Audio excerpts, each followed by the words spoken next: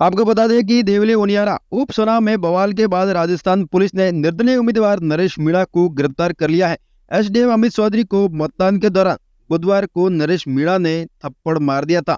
देवली उनियारा में उपचुनाव के दौरान इस घटना के बाद जमकर उपद्रव हुआ। निर्दलीय उम्मीदवार नरेश मीणा के समर्थकों ने पथराव भी किया, आगजनी की घटनाएं भी की गई। देवली उनियारा में एसडीएम को थप्पड़ मारने के बाद गांव समरावता में तनाव का माहौल बना हुआ है। पुलिस बुधवार रात से ही नरेश मीणा को गिरफ्तार करने की कोशिश कर रही थी। दरअसल समर्थकों के उत्पात के बाद पुलिस गिरफ्त से नरेश मीणा फरार हो गया था। गुरुवार सुबह अपने समर्थकों के साथ नरेश मीणा वापस लौटा। इसके बाद आखिरकार गुरुवार दोपहर पुलिस ने नरेश मीणा को गिरफ्तार कर लिया है।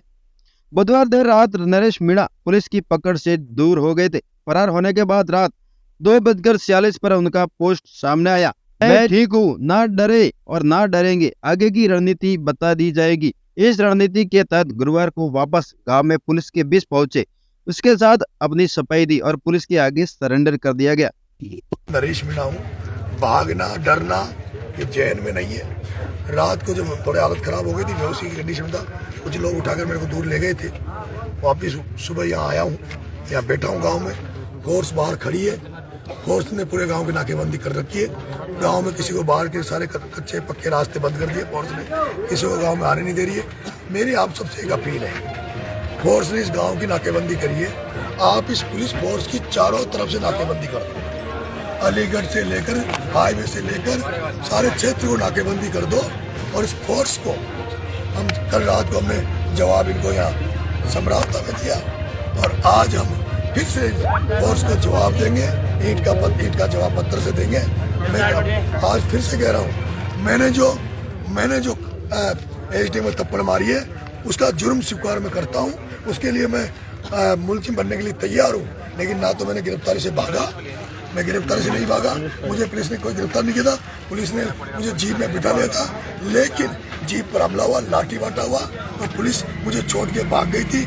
और उसके बाद इस जीप में जब ये चाहते थे कि मैं भी उस जीप में चल जाऊं, इसलिए मैं अकेला था, जीप में से निकला। मैंने उस जीप में एक ड्राइवर था पुलिस वाला, उसको निकाला, उसको बचाया। उसके बाद उस जीप में आग लगी थी। उसके बाद सारा आपको पता है कैसे हमारे साथियों ने मोर्चा खोला, पुलिस को खदेड़ा, पुलिस को भगाया और उस पुलिस ने बाद में मिर्ची बम का और आंसू गैस का गोले फेंके। उससे हमारे सारे साथी, उनकी जो मिर्ची बम की आंखें बंद हो गई थी, बेहोशी कंडीशन में सारे लोग चले गए थे। उसके बाद भी हमारा एक भी बंदा डरा नहीं, हमारा एक भी बंदा कमजोर नहीं पड़ा। हमारे सारे युवा साथियों ने बहुत दमखम से अपना मोर्चा खोला है। मैं आपसे एक बार फिर निवेदन करना चाहता हूँ, 72 गुर्जर अपने अधिकारों के लिए शहीद हो गए थे। 72 गुर्जर अपने अधिकारों के लिए शहीद हो गए थे।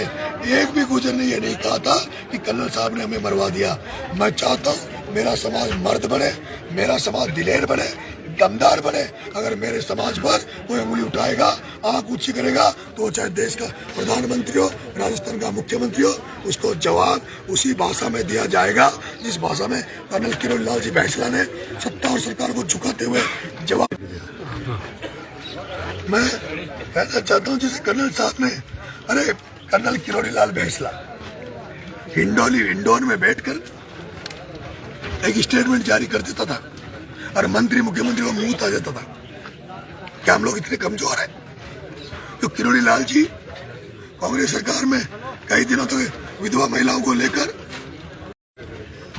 ये जो नपुंसकलिंगता हमारे समाज में आई है, जो समाज डरपोक हो गया, जो समाज कहता है मरवा दिया, लाठी चलवा दी, ये कर दिया।